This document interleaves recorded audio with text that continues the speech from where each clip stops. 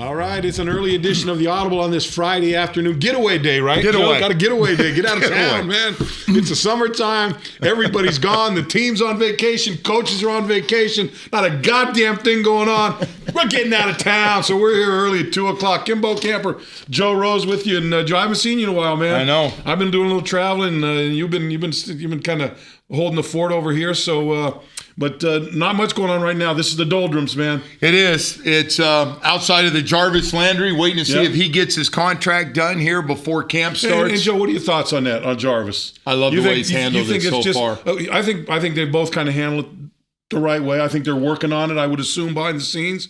And Jarvis came out last week and said, hey, look, I'm not going to – you either do it before the season. Once the season starts, I don't know anything about it. But as I said, I had Alan Poupard the other day. I said, well, if come week 4 they drop a big check out there and say, hey, are you interested in this? I'll change. I'll talk about it a little bit then. Of course he will. Yeah. Why would you want to play without the big contract? Yeah. If you have a chance to get it even during the season, absolutely takes the pressure off. I think you play maybe consciously. You're not worried about getting hurt maybe a little bit. You play a little bit harder. You let it go. This is my opinion, and this is solely my opinion. It's not from talking to anybody. It's not from anything. I just think that the Dolphins feel like Jarvis has some room for improvement. There are some things, again, much like everybody on this football team, a little more discipline in some of the things he does. You don't question his skills. You don't question his work ethic. You don't question his ability to play hard each and every day. But you'd like to see him clean up some things. And I kind of think that that may be the bone that they're the carrot they're sticking out there. Hey, clean these things up and we'll get this taken care of. So I think it's going to get done. I think it's just a matter of time. I'm with you. I think Jarvis is handling it well. See this thing where Deion Sanders was asked about who would he rather have as a receiver, Julian Edelman or Deion Sanders or Jarvis Landry, and he picked Julian Edelman. I'm getting all the names confused here. He picked Julian Edelman over Jarvis Landry. Yeah, I get the success because we've seen Edelman so much. Right, let's not forget the Tom Brady factor in that too. The Tom Brady factor, but listen, he's made big catches in huge games. Yep. He's been a big part of some Super Bowl championships. I understand that, but I'll tell you what, Jarvis Landry, if he take him, Jarvis Landry, 24 years old, only getting better, and he does a lot. Listen, I'm with everything. Nothing but respect for the way he's handled this. He's not threatened with the holdout. He's been here as a leader. He is cleaning up some route running and stuff and understanding schemes and what he needs to do. But, Bo, he's going to get that deal done. I know he trusts Adam Gase. Yes. Adam Gase says we're going to get it done. Yep. It's just a matter of coming out and trying to figure a price. Either way, can be a very wealthy man when it's done. Yeah, no doubt about it. Hey, Joe, the other thing, the rookies, the time is out for training camp. Rookies report early on July 20th. The veterans come in 6 days after that. July 26th, and I can remember when... That's old school. I remember old school when the rookies would come in. You remember that? And you kind of, but usually it was like 3 or 4 days. I don't remember it being 6 days that much, but these guys are coming 6 days early. But I do remember that 3 or 4 day period, and you're thinking, man, you see them on the news, right? And you go, oh, man, that's right around the corner. another couple of days, we're going to be in the pit of hell, man. You know what's funny? I remember that they brought in all the rookies and the draft picks and the rookie free agents, and there was a bunch of us. We had a scrimmage against the Saints in Vero Beach. Mm-hmm. And it came back, and then they knew the veterans were coming in, that feeling of like not really knowing any of the veterans, and they were coming in with their, all these guys that you watched on TV when you're in college, and it was just really weird. You wanted to impress everybody. It's funny because those first few days when you're with the rookies, it's just the rookies. So you build a little hierarchy within the rookies, right? Right. The cream rises to the top with that group, and so you got the guys that are standing in the front of the line, and they begin to get a little swagger, hey, I'm first in line. I'm looking at these guys behind me. Then all of a sudden those vets come in and you go from here, right down to the bottom. And you talk about guys walking in with swagger. When those vets come walking in, they definitely got a different beat to their march. And they had old school rules. Oh, yeah. Like they made you like, hey, you get your taping done, rookie. You get it done. Hey, I need you to go get this for me. Hey, we need some food. We need some cold beers. You'd go get it. I remember it was rookies had to get taped first because the vets wanted to sleep a little longer. So the rookies would have to get up early, go in and get taped first before the morning practice so the vets can come in when they want to. And if you were sitting on that table, when a vet came in while you're getting taped, hey, Brooke, off, I'm on. Half done. Yep. Done. You were done. I got to tell you, there were some guys, because I remember like yesterday being a rookie and the guys that were really, just to be nice because we're doing this, really kind of hard asses, and we're like, hey, I'm dead serious and I'll kick your ass if you don't get up right now. There was Ralph Ortega, number one. Former Gator, former Florida Gator. Man, I was like, hey, Ralph. Game of high school star, Started in Atlanta, came down here. Ralph was a bullshitter. Ralph had no. Ralph was too soft. He had a big bark, but a very. And then very another guy, bite. Bob Kuchenberg. He was old school. Yeah, no, Cooch didn't mess with Cooch. Cooch didn't mess with Cooch. No. Cooch would hit you in the back in practice or something. Yeah. Hey, remember I told you about that, Rook? Those are a couple guys right off the bat that it was fun turning into a vet, though. After a while, I remember one training camp, we started this. Doug Better started it. Doug turned me on to it, right? You come to training camp, you got all these interns, taping ankles. They're interns into the, they want to be trainers. Right. They're taking training, they're in college and they're taking their classes and they're working with their teams there. And then, they come to training camp, they'd bring a bunch of those guys in to work training camp. Right. But back then, we'd go to training camp with 120 guys. That's right. So you had to have a lot of people in there. And so we'd grab one of those guys. We'd throw them $50 a piece, right?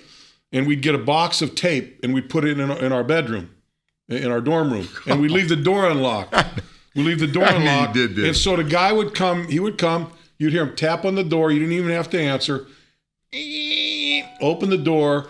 He'd tap you on your feet. You just kind of stick your feet out at the end of the bed. He'd pull the covers back, tape your ankles while you were sleeping, walk out the door so you didn't have to worry about getting in line. You didn't have to worry about... That is unbelievable.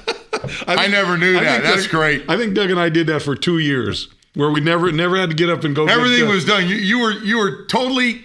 At the end of the bed was taped up. At the end of the bed was a box of tape, was a pair of scissors with a little shark, thing to cut it off. You need to cut it off. Everything was right there. All you had to do was pulled up a little chair, sat there, wrapped your ankles, and boom, out the door. You got picked up about another 45 minutes of sleep, which was valuable at that time.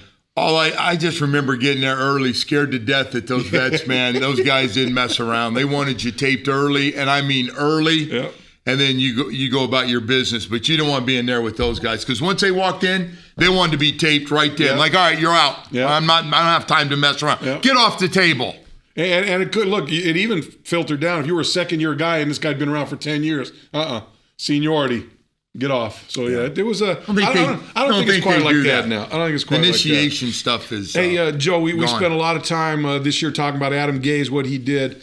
NFL.com came out with a list of their top NFL coaches. Adam Gase, after 1 year, comes in at 16, Joe. 16 is the top head coaches in the National Football League. No question, Bill Belichick's at number one. And this was the little synopsis they had of Adam Gase. What a feat Gase pulled off in year one. Whether the Dolphins were barely beating the Browns at home amidst a 1-4 start or ripping off 9 wins over the last 11 regular season games of 2016, Gase stayed the course, not changing his tune with players or reporters. The feel you get watching Gase is that he is the smart guy in the room, someone who knows what he has to work with and what he doesn't. The real test this year, can he push Ryan Tannehill's game forward to the point where the offense can lean on the quarterback? Tannehill's knee sprain and the emergence of running back Jay Ajayi kept that from happening in 2016. Let's see what Gase has in store for Tannehill as well as the Patriots in year two. Pretty good, a pretty good commentary on Adam Gase and what he did, and I couldn't say it any better than that was written. Bo, I had a chance to talk to Adam Gase before he left for vacation for a second, and the message really clear. Like I didn't realize this: more plays, more first downs, more time on the football field for the offense, and that was the number. You consider the amount of points they scored, considering the amount of plays they had, dead last in the NFL. I didn't realize that, so it just really hurt their numbers. Offense got to play more. Yep. Too many 3-and-outs. Yep. And get some drives going. And Joe, finish them up.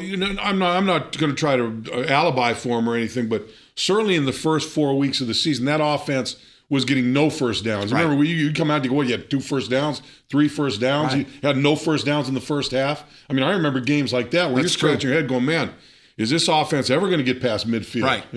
I was going back to right off the bat Seattle game, right? And it was tough. Yeah. That was tough going, even though you take the lead late in that game. But that was kind of Messi's offense. We got to get more. We don't have enough. We got to have more opportunities. We got to get more first downs. We got to be better on third down. Got to be better on first down. And so he's got all those guys preaching that by the time they left of having more drives. Too many 3-and-outs, one of the highest percentages in football. Yeah, they got to be more. Got to be move those chains on offense. And look, and you know, one of the best things to help your defense, obviously, is have that offense on the field a little longer. Give them some time off. Let those guys on the side. And those guys have got to play better. So, but I think as far as Adam, pretty good jump to see a guy come in. They make the pick of Adam Gase and Joe. Look, we've been around a lot of head coaches over the last 10, 15 years, and to have a guy start out like this and capture the attention of the NFL and the pundits to rank him that high, I think is a pretty good indication that this is the right guy for the right time for this franchise. People feel good about their head coach, and we haven't had that in a long time. We've had a lot of bad stories around here. This has been a good one. I can't wait to see what year 2 is going to look like here for Adam Gase. And we got a birthday boy tomorrow. Happy birthday, Joe. Joe Rowe's birthday tomorrow. I'm joining You're joining the 6-0. 6-0 club. Woo. 6-0. Today you're 59. Tomorrow I'm you're 60. I'm 59, which means I'm getting liquored up tonight. I'm bringing it 60 hard. I'm telling you that right now. I chase that wife around a little bit and enjoy myself. No, I want to wish you a happy birthday. Thanks, I'm sure everyone out there feels the same way about Appreciate it. And, let's get to some of these questions on here before we move on. Nick Johnson, what's going on with the offensive line? Well, nothing's going on with the offensive line. The big question, the big concern with that offensive line, I was talking to one of the programs we had this last week, Joe. If I have 2 big concerns for this football team, it's Mike Pouncey and it's Ryan Tannehill, because both are joined at the hip. True. You know, Ryan Tannehill's production behind Mike Pouncey is always going to be better than without Mike Pouncey. So as long as Mike Pouncey's there, I think there's good things for Ryan Tannehill. I'm not saying that if Mike's not in there, then Ryan's not going to be successful or do good things. But boy, they're just joined so tightly, and Mike means so much to that offensive line that they'll find that other guard. They'll find that left guard. I'm not worried about that. But the health of Mike Pouncey to me is paramount for this team. Mike's program is going to be completely different. If you come to a practice, there's a good chance you'll watch Mike Pouncey on the side. And they're going to be real careful with him. The goal and the game plan is to get him through 16 regular season games, and there may be rust a little bit in there. And they're just counting on this guy being ready to go. But listen, when Pouncey's in there, we're a lot better football team. The guard play is better, and I think the quarterback play is better too. I think the thing's going to be interesting to watch during training camp, Joe, is do they sprinkle a little bit in for Mike Pouncey? Do they get him out there in a little bit of intense action a little bit, just so that I mean, you can't. You can't just. I can't see him going without any practice at all, and then week 1 saying, "Hey, line up, you're starting this one." You know, I just look. He's a good player. He's been there. He's done that. He knows what his assignments are. He knows what calls to make. He makes everybody better in that offensive line. But asking him not to do anything during training camp at all and jump out there in week 1, that's a pretty tough hill to climb. Got to get him a little preseason time. There's just no way. I'm not saying he has to play 2 of the 4 games, but he's got to get some snaps in there. Dave Lefkowitz, always great to see Bokamper and Buckethead together. Joe, can you ever get rid of that? I'll bet I hear Buckethead at least once a day. Well, especially on the radio, because that's where it grew with Renee Latchman started that. Friggin' manager of the Marlins. The only manager the only manager I ever watched that chewed a toothpick the whole time. Yeah. But he got going on this Buckethead. What are you in here, Bucket? I think I got him the day I called him coach instead of skipper manager.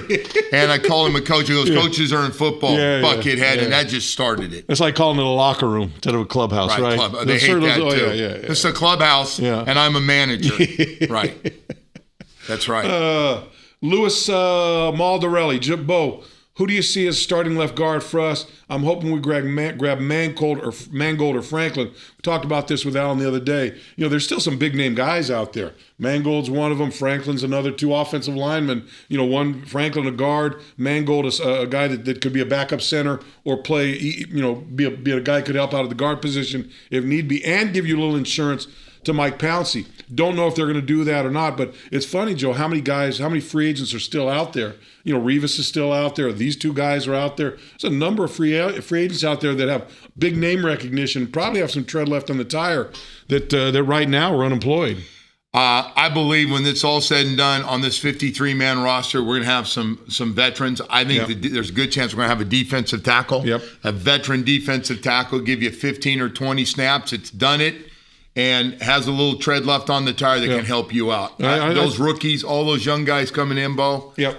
As far as those guys, as far as Mangold, as far as Franklin, I don't know that the Dolphins feel like they need to go that way. I think they got Ted Larson to come in. I think they like the group of guys they have He'll compete at that left guard spot. Right. They also bring in Asiata. He's got some work to do, but he's going to get a chance to go out there and compete. They've got Steen. They've got Urbeck. They've got some other guys back there. The depth on the offensive line, a little bit better than it was last year. So I think they may be content going in, and I wouldn't be surprised if going into training camp they don't go after either one of those two guys. Yeah, and he knows Franklin. He's very familiar with Franklin. So if he thinks it's an upgrade and they've watched tape, they know he got released. Why'd he get released? They can look at it. They make calls. They can watch all of it. They watch tapes of every game from every team up close. Yeah, no doubt about it. So we'll see. The only thing for me about Mangold is that insurance policy for Pouncey. That's the only thing about that's intriguing to me about those two guys. I agree. If he's healthy, which he's getting healthy again right now as well, but I think he'd definitely be an upgrade. If you could get him, I don't know. They've talked about him at guard and center, but it'd be a good center to have on the team. Question with him is, does he want to go somewhere and be a backup and maybe not play, be a swing guy? Right. I mean, this guy's been a center. He's been a Pro Bowl center. He's been an All-Pro. He's been playing great football for the Jets as long as he's been there. So a lot of it depends on what he wants to do. Dale Steinberg, what are they doing about Jarvis Landry? We talked about Jarvis early on. I really don't think that there's. First of all, I don't think there's any animosity in there. I don't think it's a situation where there's any butting heads. Certainly, they may not be eye to eye on the numbers and where they want to be. But I think both parties are committed to getting the job done. And Jarvis Landry signed for this year, Joe. I can't imagine Jarvis Landry. Now, Jarvis Landry, he won't be a free agent next year if he doesn't get this contract. I think he's got one more year, or they've got an option. They've got a year, and I think they have an option on his deal, or they can tag him. Obviously, there's different things they can do to time up. But they want to get a deal done. I don't get into the minutia of those contracts, but I just think by the time, unless something dramatic changes, I don't see Jarvis Landry coming out of this season without a new contract. Bo, he's Adam Gase. He said, look, we take care of everybody on this team. You're a priority. We know what you do. We like you.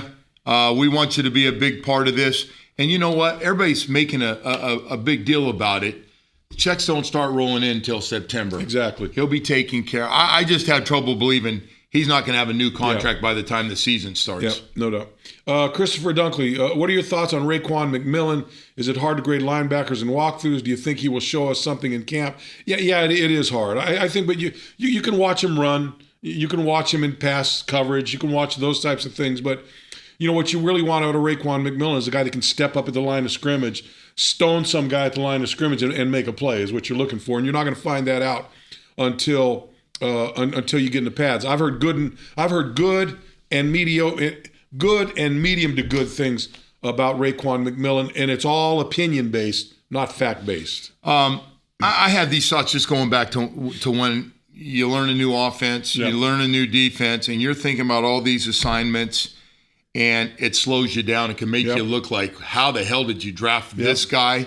Except for Charles Harris, who's just coming off the ball and going, dude, go get him. Joe, look, you're a defensive end, Joe. I always say, if you're a defensive end and you can't grasp the playbook, then you're a dumb son of a bitch, because really there's not that much you can do, right? You're a defensive end. You can go – there's three ways you want to go and one way you don't want to go. You can go straight ahead, left, or right. You don't want to go backwards. Right. And that's it. And it's the same as a pass rusher. You go out, no, you can only go one way. You're going to go one way to the quarterback, and that's it. Bo, I'll say this, though. Every one of those rookies, they now know what's expected of them. They better know every one of their assignments so that when they come back to camp in late July, they know what the hell they're doing out there, so they can go full speed and they don't have to think about it. That college playbook in their mind should be gone. They should be zoned in. By the way, Bo, if they didn't know it at the end of OTAs and minicamp, their ass needs to be over here. I don't know what the rules and regulations are, but they got a whole bunch of little classrooms over here. Call somebody. I don't think there's any tutoring. I don't think there's any anything that says they can't come in here and work out at camp. Now call a veteran. They're off until the 20th. When they got to be back, so they really only have about 2 weeks off because they just got done with this little rookie extended rookie deal that they got going, this team building and all the stuff they've done there. So they've got a short time before they get back. So you're right, they've got to get in the book. But I think Raekwon McMillan is one of the guys when training camp starts. I think him and Tankersley, two guys you really need to keep an eye on and see what they are because I think I think. Everyone would like to see those guys turn into be impact players, even if it's in a rotation basis. Right. They can come in, play, do something, and you'd like to see a guy like Tankersley have the same impression. And it's funny because my impression of Xavier Howard for the limited time we saw him was this guy can play. There's no doubt in my mind. I read in the paper and I look at some guy and they're going, well, it was a little sketchy, a little bit. Am I missing something with Xavier? I don't think you are. You saw the Brandon Marshall game. I saw it. He ran his routes for him for a full game, and I just think he's got a chance to be really good. I talked to him for a while at Hard Rock for an event we had, and he says he just feels like a different guy because he's so healthy. Yeah, he doesn't have any problems with his knees right now. Plus, he's been going. We got all these specialty camps now for training, Bo.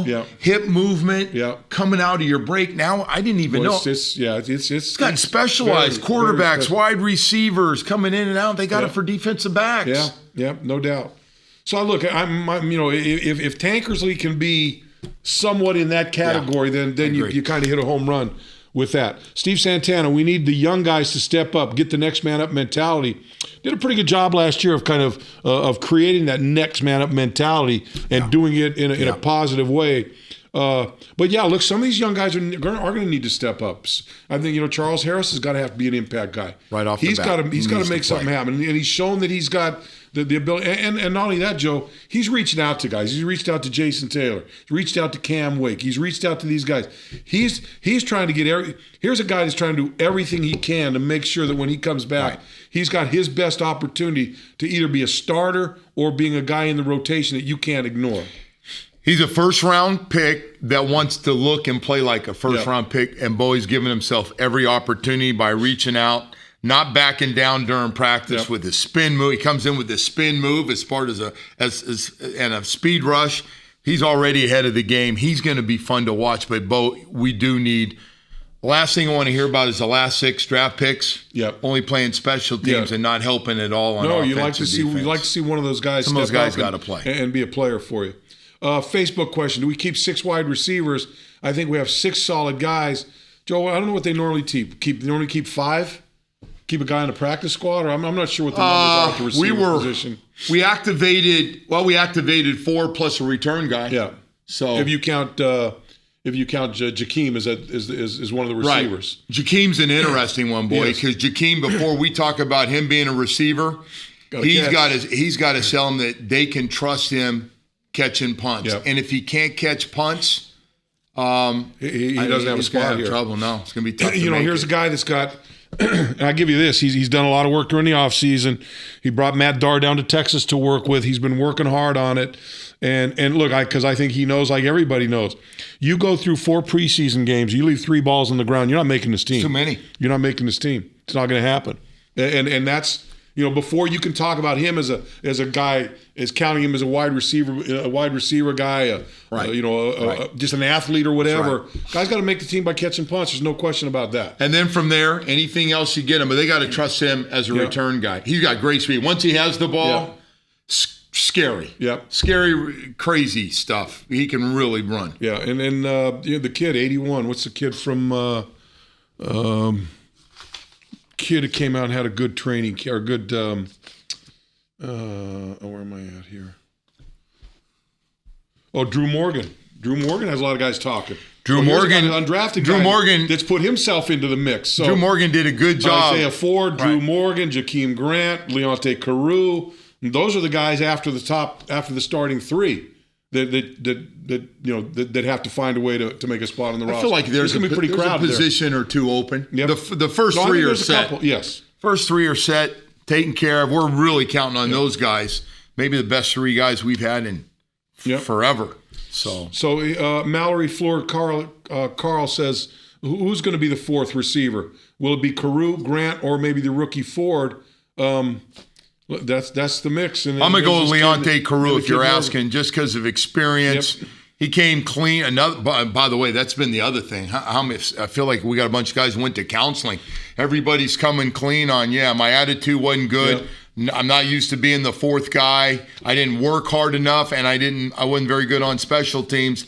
That's why I was in street clothes. That's another thing to me about this team and a change in this organization.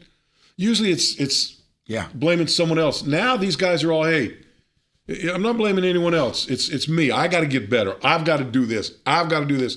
And certainly this comes from the organization, from the coaching staff, saying, hey, look, I can tell you everything you need to do, but until you do it, until you believe you got to do it, I'm just barking up a tree. And I think these guys, look, I think, that coaching staff has become like E.F. Hutton.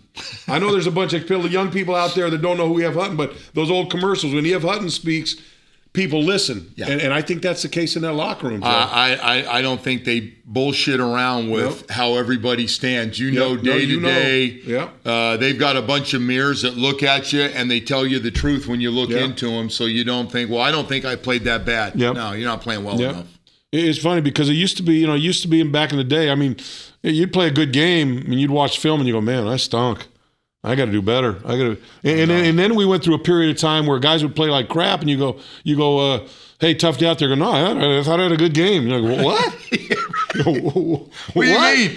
I gave up 2 sacks, but I was good on the other 64 plays. And now I think it's come around the other way, where guys are looking inside and saying, hey, I got to, those guys, I can get some advice from them. They can show me what I need to do, but I got to do it myself. Hey, I'm going to give you another one quietly for Dolphin fans out there. We got a defensive tackle that's about 335. Said he wants to be at 320, which tells me the team told him his ass needs to be at 320. You don't think that's going to be at? He's the one that came out and said what the weight was. All of a sudden, the Riders are like, great. Jordan's another See guy. you in late July. We'll find out if you got down to 320, because apparently the team thinks basically you've been playing too heavy. You've been out of shape, and that's why you take plays off. Yep. So, look, Jordan's another guy that stood up in front of the cameras and the microphone and said, that's what I'm talking about. I got to get better. I've got to figure it out. I've got to learn how to be a pro and play every single down. And so we'll see. We'll see how that goes. Yeah, we had a couple guys, man. That's right. There's guys. A lot of guys like, hey, come on over here, Riders. Here. Yeah. I played like crap. Took plays off. I got to be more consistent. Yep. I know it. The team has obviously made me aware of it, but I know that I didn't play well enough. Yep. Romel O'Connor, please let Jay Ajayi know that I noticed him looking towards the side in. Please let Jay Ajayi know that I noticed him looking towards the side in which the play was going right before the snap.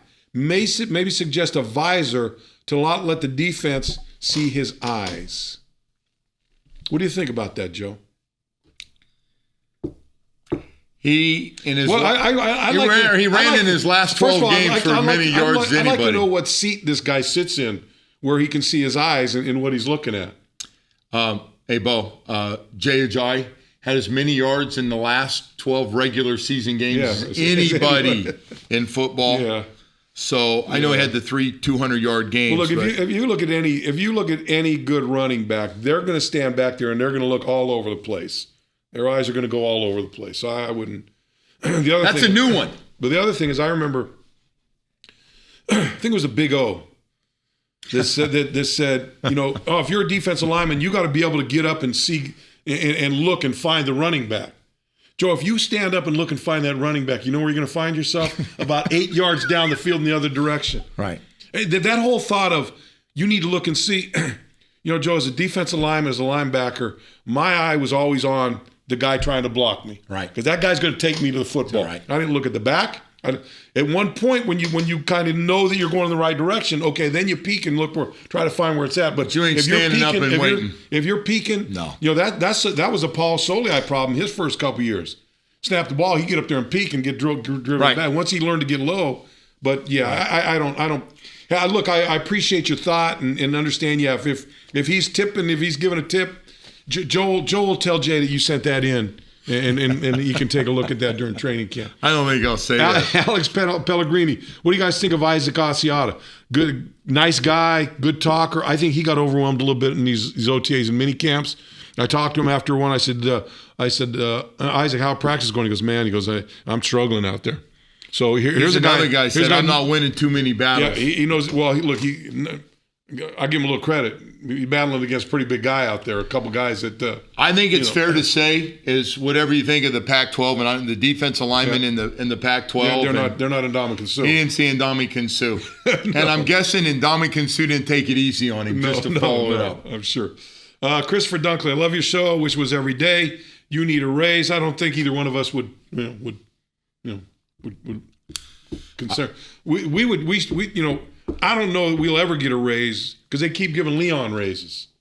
Leon's been through like 3 raises since we started. Leon's getting paid. He's getting paid big time. He's getting paid. Big time, Leon. He got a lot of teams. Travels around, goes on vacation. Oh, yeah. NFL teams, other teams interested in him. Yeah. Supply and demand. Yeah, he's looking for the dough. He's making it rain out there. Big money Leon.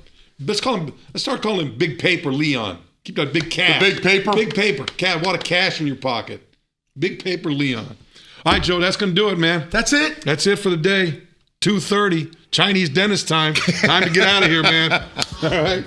You got it. Joe, you have a good weekend. Thank you, Bo. You guys have a good weekend. We'll be back on Monday. Leon, regular time Monday, 4:30?